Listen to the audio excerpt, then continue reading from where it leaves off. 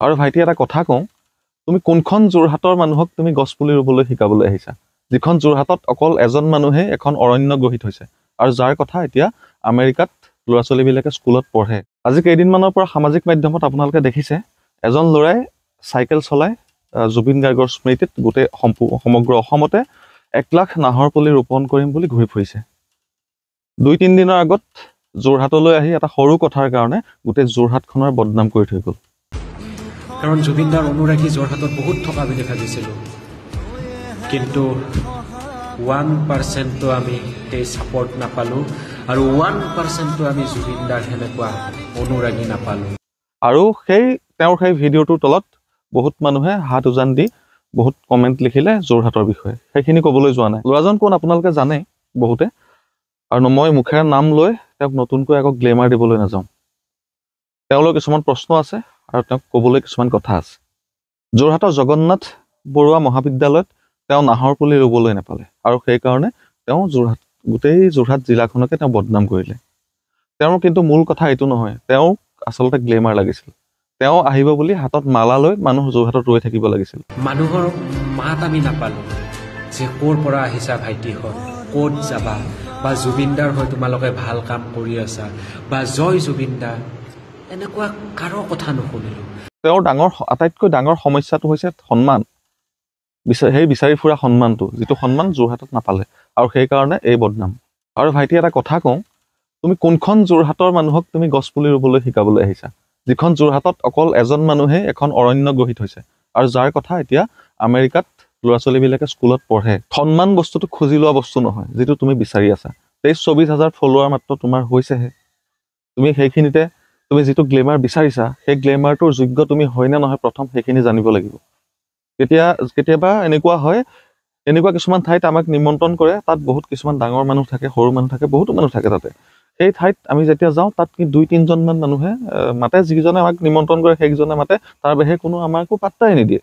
সেই বুলি কি আমি সেই ঠাই টুকুৰা, সেই জেগা টুকুৰা বদনাম কৰি থৈ আহিলে হ'ব? কালিৰ ল'ৰা তুমি ওলাই আহিছাহে। বহু বছৰ ধৰি আমি উজনি নামনি কৰি ঘূৰিয়ে ফুৰিছোঁ, মানে এতিয়া বৰ্তমানো উজনি নামনি গোটেইখন ঘূৰি ফুৰোঁ, কিন্তু এতিয়ালৈকে উজনিতে হওক বা নামনিতে হওক কোনো ঠাইততো কোনো তেনেকুৱা মানে অসন্মান পাব পৰা বা তেনেকুৱা কিবা অপ্ৰীতিকৰ পৰিস্থিতি আমাৰ লগত ঘটা নাই, বা আমিও কোনো মানুহকে আজিলৈকে অসন্মান কৰা নাই। আমিও এনেকুৱা ঠাইত গৈ থাকোঁ, ঘূৰি ফুৰোঁ, বা এনেকুৱা কিছুমান সামাজিক কাম হাতত লওঁ, নিজৰ টীমৰ একেলগে 8-9জন মানুহে গৈ সেই তেনেকুৱা এখন টাউনৰ নিচিনা জেগাত কিবা এটা কাম কৰি থাকোঁ। ধৰা কাৰোবাক সহায় কৰি আছোঁ, বহুত মানুহ মানে আমি 7-8জন মানুহে সেইখিনিতে ৰৈ কাৰোবাৰ লগত কথা পাতি আছোঁ, কাৰোবাক কিবা দিব বিচাৰিছোঁ বা কিবা কৰিছোঁ। সেই সময়ত কোনোবা নিজৰ কামত সকলোখিনি ঘূৰি ফুৰিছে, সেই এতিয়া ইমান ব্যস্ততাপূৰ্ণ ধৰা টাউনখনৰ ভিতৰত, তথাপিতো কোনোবা এজন আমাৰ ওচৰলৈ বা কোনোবা মানুহখিনি গোটেইখিনি আমাৰ ওচৰলৈ চাপি নাহিল বুলি আমি কি জেগা টুকুৰা বদনাম কৰি থৈ আহিম নেকি? কথাখিনি অলপ ভালদৰে চাবা, বুজিবা। জীৱনৰ নীতি শিক্ষাৰ বহুত প্ৰয়োজন আছে তোমাক। কিছুমান নক'বলগীয়া কথা তোমাক ক'বলগীয়া এইকাৰণে হৈছে, মানে ক'ব লাগিব। সেই কথাখিনি যদি কোৱা নহয়, তেন্তে তুমি আজি তুমি যোৰহাটৰ নাম লৈছা, কাইলৈ তুমি শিৱসাগৰৰ নাম ল'বা, পৰহিলৈ তুমি শদিয়াৰ নাম ল'বা, কেতিয়াবা তুমি গোলাঘাটৰ নাম ল'বা। গোটেই ঠাই টুকুৰাই বদনাম কৰিবা। এজন মানুহৰ লগত তুমি কথা পাতিবা আৰু গোটেই ঠাইখনৰ বদনাম কৰি থৈ আহিবা। সেইটো কিবা কথা হ'ল নেকি? তুমি যিজন মানুহৰ লগত কথা পাতিছিলা, তুমি যি কৈছা যে যোৰহাটত জুবিন প্ৰেমী নাই বুলি কৈছে বুলি তুমি কৈছা, তো সেই মানুহজন সেই সময়ছোৱাত এটা বেলেগ ধৰণৰ পৰিস্থিতিত থাকিব পাৰে, তেওঁ সাংঘাতিক ধৰণে ব্যস্তও হৈ থাকিব পাৰে, তেওঁ কিবা এটা ক'ব পাৰে। সেয়া হৈছে এজন ব্যক্তিৰ কথা, গোটেই জিলাখনৰ মানুহৰ কথা নহয়।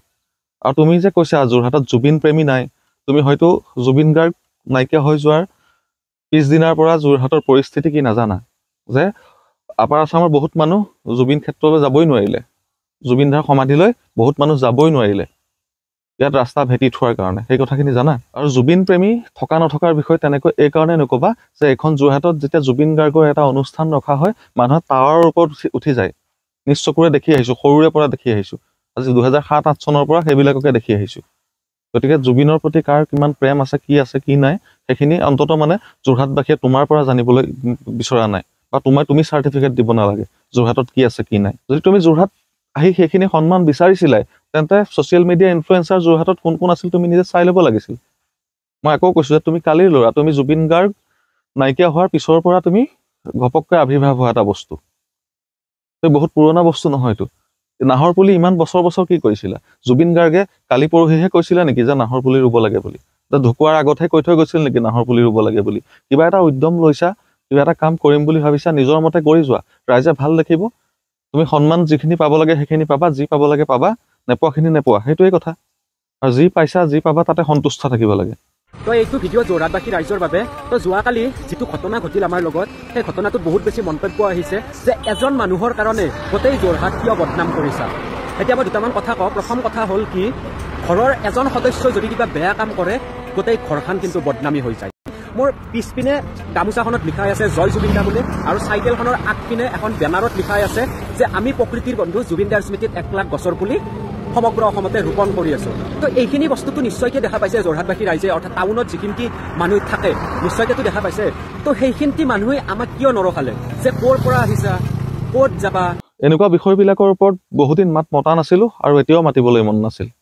কিন্তু যেতিয়া দেখিলো যে মানে এখোপ এখোপকৈ চৰি গৈ আছে, প্ৰথমবাৰ সেইটো ভিডিঅ' ওলালে একো নাই, তাৰপিছতো তেওঁ কৈছে যে ভুলটোক মই ভুল বুলি কমেই, যে যোৰহাটত যিটো নাপালো বুলি কমেই। আৰে কি কথা কোৱা?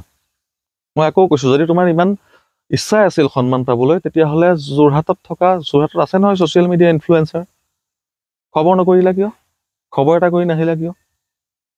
ফুলৰ মালা লৈ হাজাৰ হাজাৰ মানুহ গোট খাই থাকিলহেঁতেন গৈ বৰুৱা চাৰিআলিৰ ওচৰত। তুমি আহিবা বুলি কোনোবা ৰৈ থাকিব নেকি? নিজৰ কাম বন এৰি কোনোবা ৰৈ থাকিব নেকি? আৰু তুমি যিখন কৈছা যে তাত ঘূৰি ফুৰা মানুহে কোনেও চোৱা নাই, কিবা কৰা নাই, সেই মানুহখিনিয়ে কি তুমি আহিবা বুলি ৰৈ আছিল নেকি? তুমি নিজৰ কাম কৰিছা, ভাল কথা, কৰি যোৱা, সকলোৱে কৰে, আমিও কৰোঁ তেনেকুৱা কাম, বহুত কৰি আছো জীৱনত। কিন্তু এনেকুৱা নহয় যে কিবা এটা সন্মান পাম বুলিতো কোনো জীৱনত কাম কৰা নাই, নিস্বাৰ্থভাৱে কাম কৰা।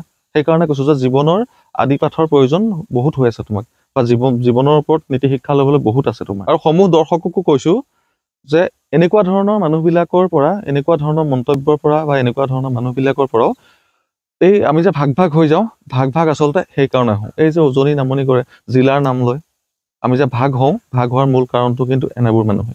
ল'ৰাজনে এনেকুৱা বুজালে যে যোৰহাটত প্ৰকৃতি প্ৰেমী নাই। কৈ থৈছো যে যদি প্ৰকৃতি প্ৰেমী চাবলৈ মন আছে, পাৰ্চনেলি মোক এবাৰ লগ কৰি চাবা, দেখুৱাম প্ৰকৃতি প্ৰেমী কাক কয়, এবাৰ দেখুৱাই দিম। তুমি ভাবিছা মানে এতিয়া নাহৰৰ কথা এই কাৰণে ক'বলগীয়া হৈছে যে তুমি ভাবিছা গোটেই অসমত অকল নাহৰ তুমিহে ৰুই আছা আৰু কোনেও ৰোৱা নাই। প্ৰত্যেকৰ অসমৰ বেছিভাগ মানুহৰ চাগে ঘৰে ঘৰে চালে, বা ঘৰৰ সেই পিছফালে যদি হাবিয়ে জংঘলে চালে, নতুনকৈ ৰোৱা নাহৰৰ পুলি বহুত ওলাব। কাৰণ জুবিন দাৰ কথা শুনি মানুহে বহুতে নিজে নিজে ইতিমধ্যে ৰুই থৈছে নাহৰ। আৰু তুমি যি নাহৰ পুলি লৈ, তোমাৰ যি কৰ্ম লৈ তুমি ইমান যিটো মানে সন্মান যিখিনি বিচাৰি আছা, একো নাই, তুমি সন্মান পোৱাৰ যোগ্য কাম কৰিছা, গতিকে তুমি সন্মান পাব লাগে। কিন্তু তুমি যেনেকুৱা ধৰণৰ কৰিছা, তুমি এটা কথা তুমি নদি ক'ব পাৰিবা না, তোমাৰ জীৱনৰ আধা বছৰ তুমি 1 লাখ পুলি ৰুইছা, 1 লাখ পুলি তুমি 15,000 বা 20,000 পুলি বচাবৰ কাৰণে তোমাৰ জীৱনৰ আধা সময় তুমি উজনি নামনি চাইকেল মাৰি ঘূৰি ফুৰিব পাৰিবা? আকৌ কৈছো যে তোমাৰ জীৱনৰ আদিপাঠ লোৱাৰ কিন্তু বহুত দৰকাৰ আছে, বহুত শিকিবলৈ আছে এতিয়াও। কাৰণ ছ'চিয়েল মিডিয়াত থাকিলা বুলিয়ে, ছ'চিয়েল মিডিয়ালৈ তুমি আহিলা বুলিয়ে তুমি যি মন যায় মুখেৰে যি মন যায় তেনেকৈ গাই ফুৰিবা, তেনেকুৱা কিন্তু নহয়।